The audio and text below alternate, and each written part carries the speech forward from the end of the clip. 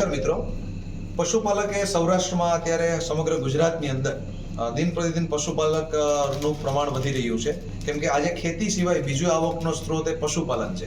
પણ પશુઓની અંદર સમસ્યાઓ અત્યારે વધતી રહેલી છે, જેમાંની એક મેજર સમસ્યા એ છે કે પશુપાલકમાં પશુઓ ગાભ રાખતા નથી, સમયસર ગરમીમાં આવતા નથી. ગરમીમાં આવી ગયા પછી પશુપાલક એનું બીજદાન કરાવે છે, એને અલગ અલગ જગ્યાએ લઈ જાય છે, છતાં પણ પશુઓ છે તે ગાભ ઝીલતા નથી અને પશુપાલકને એનું સારામાં સારું પશુ તે એકદમ લો કિંમતમાં પણ ઘણીવાર આપી દેવું પડે છે.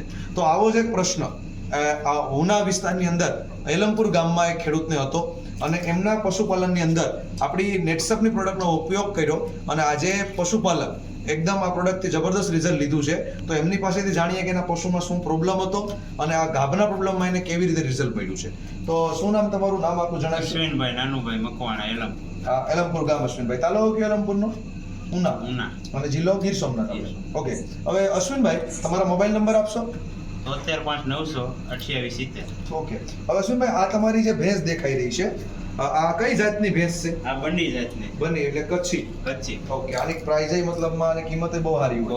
ઓકે, દૂધે બહુ સારી હોય છે. હવે આને કેટલા વર્ષ થયા છે? આના 4 વર્ષ જેવું છે. 4.5 વર્ષ જેવું થયું છે. ઓકે, તો આ જે તમારી ભેંસ છે આને પ્રોબ્લેમ શું હતો? એ ગાભ રાખતી નહીં. હું 1 વર્ષથી બીજદાન કરાવતો, પાડા પીડખે લઈ જતો, પણ ગાભ રાખતી નહીં. પછી આ વાપર્યા પછીનો શક્ય છે. ઓકે, મતલબ બીજદાન કરાવતા, પાડે લઈ જતા, તો પણ કેટલા વર્ષથી પ્રોબ્લેમ હતો? 1 વર્ષ ઉપર. 1 વર્ષ ઉપર. એટલે મતલબમાં ગાભ ઝીલતી જ નહીં. અને આ પ્રશ્ન મોટો હતો તમારે, તો એના કારણે પછી તમે આનો છેલ્લે નિર્ણય શું લીધો હતો? બસ દઈ દેવાની હતી 20,000. ખાલી 20,000 રૂપિયા. મતલબ આ પશુ 1 વર્ષથી કંટાળી ગયા હતા કે હવે આ રાખતી જ નહીં, તો આને હાચવવી, સારો ખવડાવો, 1 વર્ષ દિવસ પશુ કંઈ પણ પ્રકારનું દૂધ આપ્યા વગર હાચવવું, તે જે પશુપાલક હોય જાણે છે. તો આવો પ્રોબ્લેમ હતો ને, જે બીજા ખર્ચા થાય બીજદાનના, ડોક્ટરોના, પાડાના, એ અલગ. તો આ પ્રોબ્લેમમાં અત્યારે તમારે આને કેવું રિઝલ્ટ મળ્યું છે? જબરું રિઝલ્ટ મળ્યું. એટલે મતલબમાં અત્યારે ગાભ રાખી લીધો છે? હા, 3 મહિના 10 દિવસ થયા. કાલે અમે ચેક કરાવ્યું. કાલે ચેક કરાવ્યું. 3 મહિના 10 દિવસ ઉપર થઈ પણ ગયા. ઓકે, રહી ગઈ છે. તો તમે અમારા જરાક જે ખેડૂત ભાઈઓ છે જેના પ્રોબ્લેમ છે એને જણાવશો એવી કઈ પ્રોડક્ટ ઉપયોગ કરી જેના કારણે તમને રિઝલ્ટ મળ્યું? હા છે સાહેબ. આ નેટસપ કંપનીનું મતલબ બ્રીડ પ્રોડક્ટ આવે છે, પેટવેટ બ્રીડ, જે 100% આયુર્વેદિક પ્રોડક્ટ છે, જે હોર્મોન્સ બેઝ આખું કામ કરે છે. અને પશુપાલકમાં પશુઓને આને ખવડાવતા કેવી રીતે? અઠવાડિયે 2 વખત રોટલીમાં ભૂસી.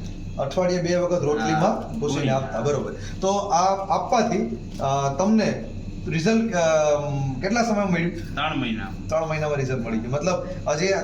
મતલબ આ સ્ટાર્ટ કર્યું અને હમણાં ચેક કરાયું.